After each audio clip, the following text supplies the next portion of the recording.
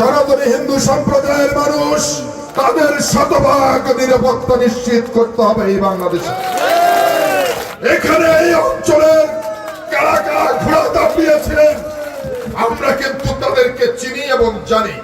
রাজনীতি করি 40 বছর, চেষ্টা করেছি নিজেকে সততার মধ্যে রাখার জন্য। সনাতনী হিন্দু সম্প্রদায়ের মানুষ এই ত্রয়োদশ জাতীয় সংসদ নির্বাচনে বিএনপির পক্ষে ছিল, বিএনপির পক্ষে রায় দিয়েছে, তাদের শীষে ভোট দিয়েছে। অতএব তাদের শতভাগ নিরাপত্তা নিশ্চিত করতে হবে এই বাংলাদেশে। সবাই আমার সাথে একমত পোষণ করেছে। আমি বিশ্বাস করি বাংলাদেশের সকল পার্লামেন্ট মেম্বারকে ঐক্যবদ্ধ করে আগামী দিনে হিন্দু সম্প্রদায়ের স্বার্থ সংশ্লিষ্ট সমস্ত বিষয়ে আমি কথা বলবো। আমি বিগত 12 তারিখের নির্বাচনে অবাক দৃষ্টিতে লক্ষ্য করেছি একটি গোষ্ঠী, একটি শ্রেণীর মানুষ একটি মার্কায় ভোট দিয়েছে। এখানেও আমি আপনাদেরকে বলেছিলাম আমাকে যদি ভোট দেন বিএনপির ক্ষমতা যাওয়ার সম্ভাবনা আছে, তারেক রহমান প্রধানমন্ত্রী হবে, আমি এই এলাকার উন্নয়ন কর্মকাণ্ড অব্যাহত রাখবো। কিন্তু যারা ঘোড়া দাপড়ালেন এখানে এই অঞ্চলের কারা কারা ঘোড়া দাপিয়েছিলেন আমরা কিন্তু তাদেরকে চিনি এবং জানি। আমার কিন্তু নলেজে আছে কারা কারা এখানে ঘোড়া দাপিয়েছিলেন।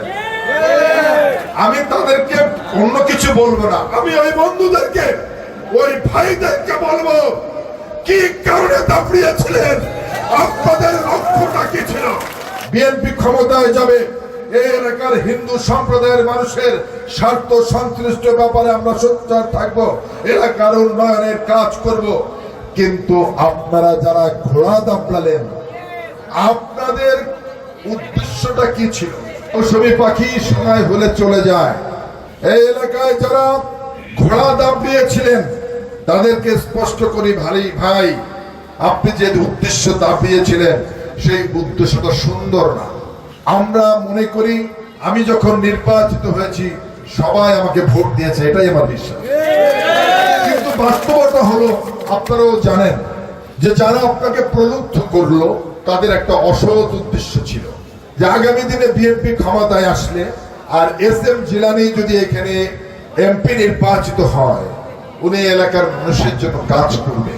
ওই লোকগুলো জানতো প্রতিনিয়ত এই এলাকায় আসবে, মানুষের সাথে দেখা করবে, কথা বলবে।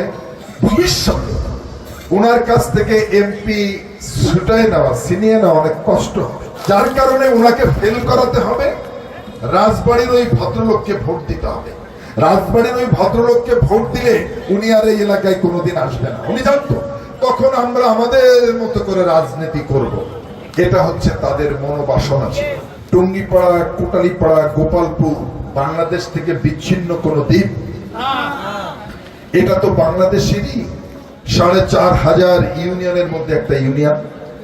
গরমে আরাম নিয়ে হবে না হাহুতাশ, ঘুরলে পরে ওয়ালটন ফ্যান বাতাস আর বাতাস। এই এলাকার মানুষ সকল উন্নয়ন কর্মকাণ্ড থেকে বঞ্চিত থাকবে। ওরা যারা ঘোড়া মার্কায় ভোট দিতে বলেছিল ওদের এই অসৎ উদ্দেশ্য আমি আপনাদের সামনে পরিষ্কার করলাম। রাজনীতি করি 40 বছর, চেষ্টা করেছি নিজেকে সততার মধ্যে রাখার জন্য।